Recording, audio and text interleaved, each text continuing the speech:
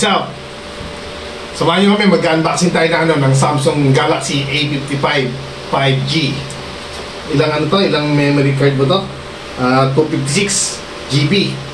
Ang price niya mga kagala is 26,990. So, samahan nyo kami, bubuksan na natin to ha. Ayan, bago ko. Hindi pa nabubuksan. Tutuluyan ko na. Excited na ako.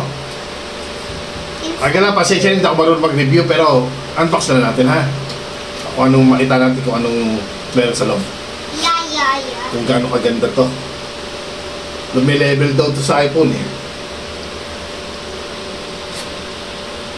Ang ganda ng mga ano niya. Wow, nipis oh. Wow. Masasabihin mo? What's up mga kagala? Hello po. Ano ba ito? Sisaya. Excited naman. Buti pa pa nandalam eh. Color blue siya.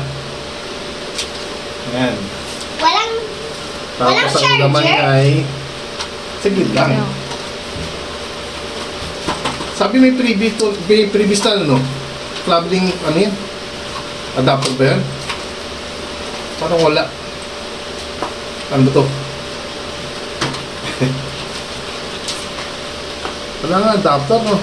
Wala, Teo.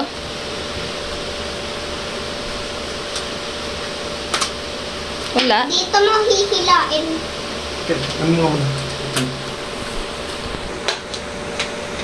My oh.